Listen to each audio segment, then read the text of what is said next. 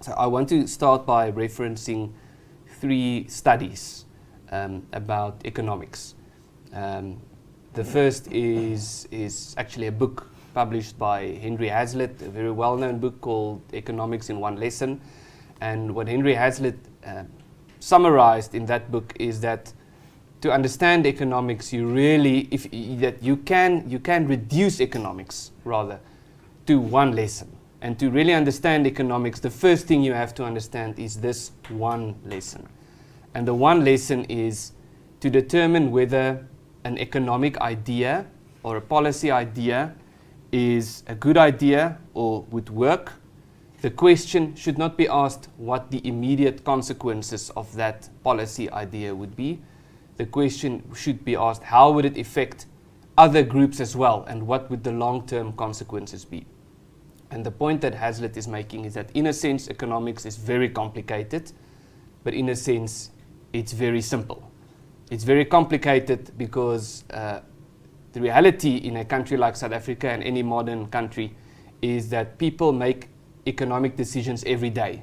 So there are millions of economic decisions happening every day, which means that it's impossible for a person or even a government to truly comprehend the extent of what's happening in the economy to such an extent that they can regulate the economy by micromanaging it in a way that would grow the economy.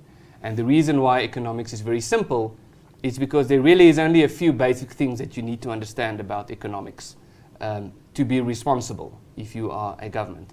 And the one basic thing that Hazlitt is emphasizing is that to determine if something is a good idea, don't simply look at what the immediate consequences thereof would be. You have to consider what the long-term consequences would be. The second study I want to reference is a study by an economic historian called Walter Scheidel, which was captured in a book published, The Great Leveler. It's about the history of inequality and the struggle to combat inequality. And the question Walter Scheidel asked was, what strategies are effective? What can we do to fight inequality? What has worked and what has been tried and what hasn't worked? And the results are not very encouraging. We can accept that inequality is not a good thing.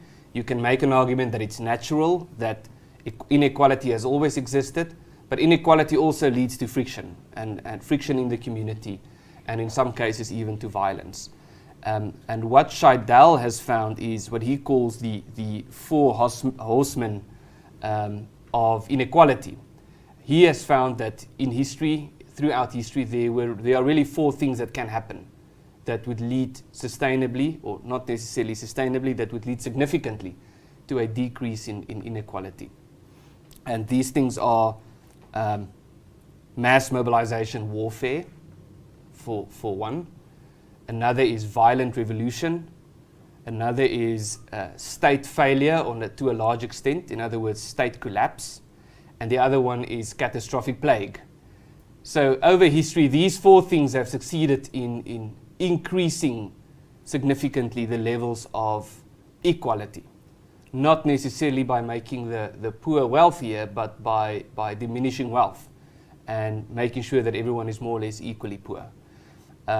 What Scheidel has also found is that even these very catastrophic interferences are only temporary, because the consequences thereafter is always that eventually inequality also becomes a reality. And now the question is, what can states or governments do to fight inequality?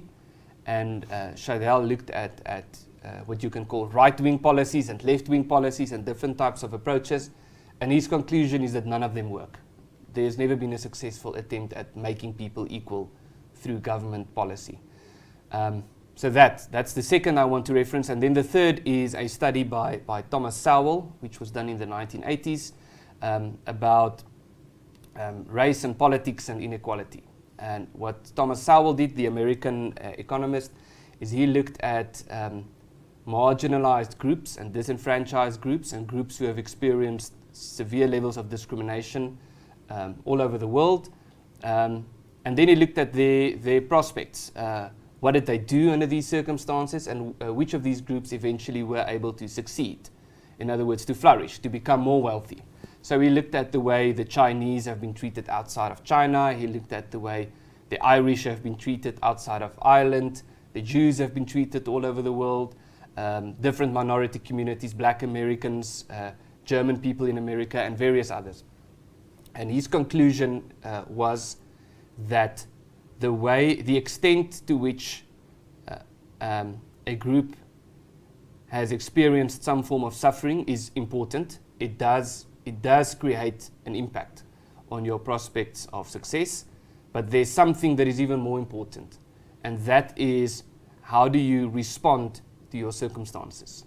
And so he has found that some groups have become extremely wealthy and prosperous despite having experienced some of the worst levels of discrimination in the past, and others have not. And so in short, Thomas Sowell's summary is that there are three things that differentiates you, that can lead to success and affluence, is the word he used, despite difficult circumstances. And without those three, there's no prospect of success. And these three things are hard work, the combination of hard work, skills development, and savings.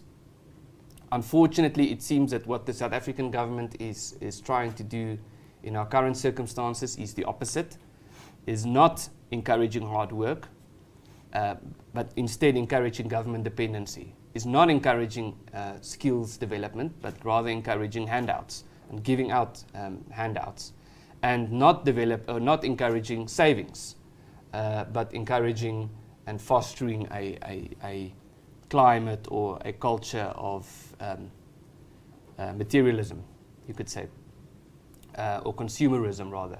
So we are very concerned about the bigger picture problem in South Africa, and that the South African government's attempt to address a problem that is indeed a serious problem has not yielded or resulted in any form of any significant success, but has resulted in the exact opposite, has resulted in more inequality, has resulted in more friction, has resulted in economic decline instead of economic growth, and so forth.